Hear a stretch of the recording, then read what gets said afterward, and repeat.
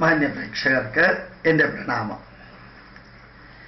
ധാരാളം ക്രിസ്ത്യാനികൾ ഞാൻ അപ്ലോഡ് ചെയ്യുന്ന ഈ ക്രിസ്ത്യൻസിൻ്റെ ചതിയും വഞ്ചനയും പറ്റിക്കലും ബുദ്ധിക്കും യുക്തിക്കും ശാസ്ത്രത്തിനും നിരക്കാത്ത വിധത്തിലുള്ള ചില ആചാരങ്ങളും സങ്കല്പങ്ങളും വിവരിക്കുമ്പോൾ അവർ പറയാറുണ്ട് വളരെ ഭംഗിയായിട്ട്, സാറ് വിചാരിച്ചാലൊന്നും ഞങ്ങൾക്ക് ബൈബിളിനോടും യേശുക്രിസ്തുവിനോടും കുരിശിനോടും യഹോവയോടും പള്ളിയോടുമുള്ള ആദരവും അതുപോലെയുള്ള ബഹുമാനവും ഒന്നും കുറയ്ക്കാൻ സാധിക്കില്ല. സാറ് വെറുതെ സമയം നശിപ്പിക്കണ്ട. കഴിഞ്ഞ ക്ലാസ്സിൽ ഞാൻ എറണാകുളത്തെ ഒരു അധ്യാപകൻ എന്നെ വിളിച്ച് പറഞ്ഞ കാര്യങ്ങളൊക്കെ പറയുകയുണ്ടായി.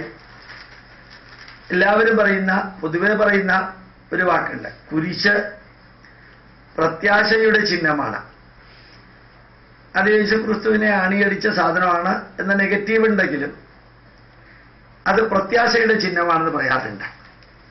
ഈ പ്രത്യാശയുടെ പോക്ക് മാതൃഭൂമിയിൽ എഴുതിയിരിക്കുന്നത്, വാഗമണ്ണിലും കുരിശ് സ്ഥാപിച്ച് കയ്യേറ്റ ശ്രമം. പ്രത്യാശയുടെ ചിഹ്നമായിട്ടുള്ള ഒരു സാധനത്തിനെ വെട്ടുവഴിയിലും പെരുവഴിയിലും ഗവൺമെന്റ് ലാൻഡിലും തോന്നിയ സ്ഥലത്തും എല്ലാം കയ്യേറാനായിട്ട് ഉപയോഗിക്കുന്ന പ്രത്യാശയുടെ സാധനം. എങ്ങനെ ഇത് നിങ്ങൾക്ക് പറയാൻ പറ്റും മക്കളെ? ദൈവികമായ ഒരു സാധനം എടുത്തിട്ട് പുറമ്പോക്ക് സ്ഥലം കയ്യേറ്റിയിട്ട് മതത്തിന്റെ പേരിൽ സംരക്ഷിച്ചിട്ട് അതെങ്ങാനും ആരെങ്കിലും മാറ്റിയാൽ മതേതരത്വം തകർന്ന തരിപ്പണമായി എന്ന് പറഞ്ഞ് കുരിശ് മാറ്റാൻ പറഞ്ഞാൽ അവർ മാറ്റില്ലേ എന്ന് പറയുന്ന ഒരു മുഖ്യമന്ത്രിയും കൂടി ആവുമ്പോൾ ഈ മാതൃഭൂമിയുടെ ഈ റിപ്പോർട്ടിന് എത്രയാ ധന്യത നോക്കാം. വാഗമണ്ണിലും കുരിശ് സ്ഥാപിച്ച് കയ്യേറ്റ ശ്രമം. മൂലമറ്റം വാഗമൺ പുള്ളിക്കാനത്തിന് സമീപം 15 ഏക്കറോളം സർക്കാർ ഭൂമി കയ്യേറാൻ ശ്രമം. സ്ഥലം തിരിച്ചുപിടിക്കാൻ റവന്യൂ വകുപ്പ് നടപടി തുടങ്ങി.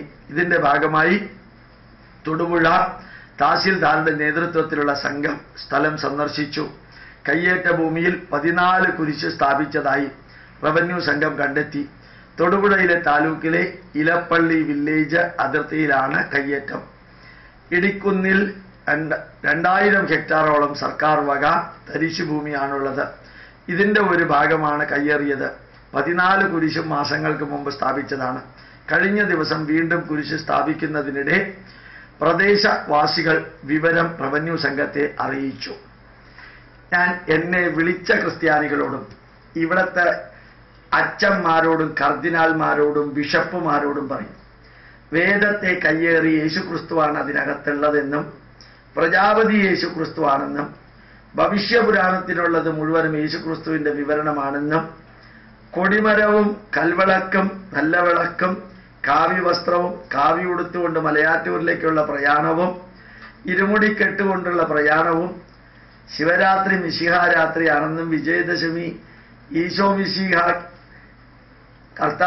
കർത്താവിന് യഹോവ വിദ്യ നൽകിയ ദിവസമാണെന്നൊക്കെ പറഞ്ഞ് ചതിച്ചും വഞ്ചിച്ചും പറ്റിച്ചും ഹൈന്ദവ ജനതയുടെ ആചാരങ്ങളെ കയ്യേറി കുരിശ് സ്ഥാപിക്കുക, ഗ്രന്ഥങ്ങളെ കയ്യേറി കുരിശ് സ്ഥാപിക്കുക, കേരള മണ്ണില് സകല സ്ഥലത്തും ഗവൺമെന്റ് ഭൂമി കയ്യേറി കുരിശ് സ്ഥാപിക്കുക, വിവരിക്കുമ്പോഴും പറയുമ്പോഴും ഭഗവത്ഗീത പോലെയുള്ളതിന്റെ കൊട്ടേഷൻ നേരെ തിരിച്ച് അത് കുരിശിനും യഹോവയ്ക്കുമുള്ളതാക്കി തീർക്കുക.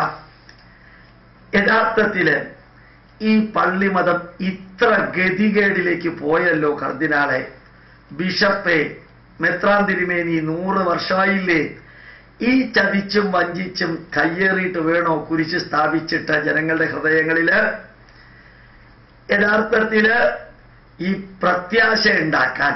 ഇങ്ങനെയാണോ പ്രത്യാശ ഉണ്ടാക്കാം?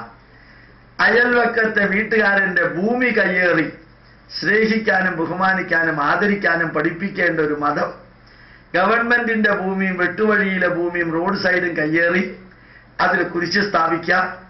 ഹിന്ദുക്കളുടെ വേദവും പുരാണവും കയ്യേറി അത് മുഴുവനും ബൈബിളും യേശുക്രിസ്തുവാണെന്ന് പറയാം. ഹിന്ദുക്കളുടെ ആചാരങ്ങളും വിചാരങ്ങളും കയ്യേറി അത് മുഴുവനും ക്രിസ്ത്യാനികളുടേതാക്കാം.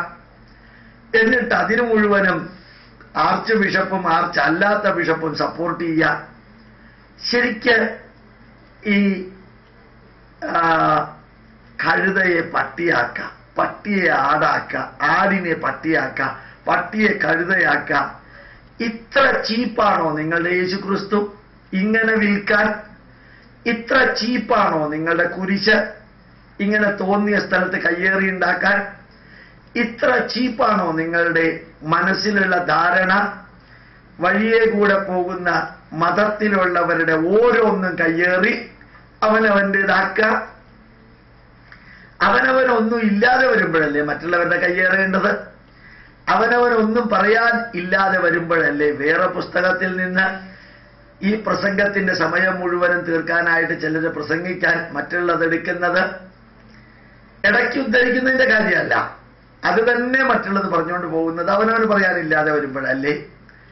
അങ്ങനെ വേണോ യേശുക്രിസ്തുവിനെ കച്ചവടം നടത്താൻ? അവനവന്റെ ആചാരങ്ങളിലുള്ള അന്ധവിശ്വാസങ്ങളും ദുരാചാരങ്ങളും അബദ്ധജടിലമായിട്ടുള്ളതും ചിന്തിക്കാൻ പോലും പറ്റാത്തതുമായിട്ടുള്ള കാര്യങ്ങളാണ്. യേശുക്രിസ്തുവിന്റെ ശരീരം കത്തി ഉപയോഗിച്ച് മുറിച്ച് വിളക്ക് ഊതിക്കെടുത്തിയിട്ട് ജന്മദിനം ആഘോഷിക്കുന്നത് തന്നെ ശുദ്ധബദ്ധം. യേശുവിന്റെ ശരീരം ബ്രെഡ് അപ്പമായിട്ട് തിന്നുന്ന പള്ളിയിലെ ആചാരം, യേശുവിന്റെ രക്തം വീഞ്ഞായിട്ട് കുടിക്കുന്ന ആചാരം. വെറുതെ ചിന്തിച്ചു നോക്കൂ, ഞാനൊരു 100 പ്രാവശ്യം ഇത് പറഞ്ഞിട്ടുണ്ട്. അതൊക്കെ അവിടെ വെച്ച് പിന്നെ കയ്യേറുക കുരിശ് നന്നാക്കാനും സ്ഥാപിക്കാനും വേണ്ടി. എന്തിനിങ്ങനെ ഒരു മതത്തെ വളർത്താനുള്ള ഗതികേടിലേക്ക് നിങ്ങൾ ഓരോരുത്തരും ചെന്നെത്തണം?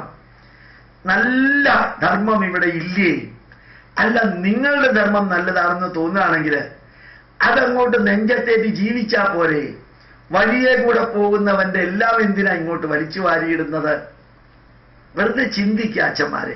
നിങ്ങളെയൊക്കെ പണ്ട് കാണുമ്പോഴത്തേക്കും തിരുമേനി എന്നൊക്കെ ബഹുമാനത്തോടുകൂടി വിളിച്ചിരുന്നു. ഇപ്പൊ വിളിക്കാൻ എന്തെങ്കിലും വാക്ക് അന്വേഷിക്കുമ്പോൾ ഓർമ്മ വരണത് മുഴുവൻ MM മണിയുടെ കാര്യമാണ്.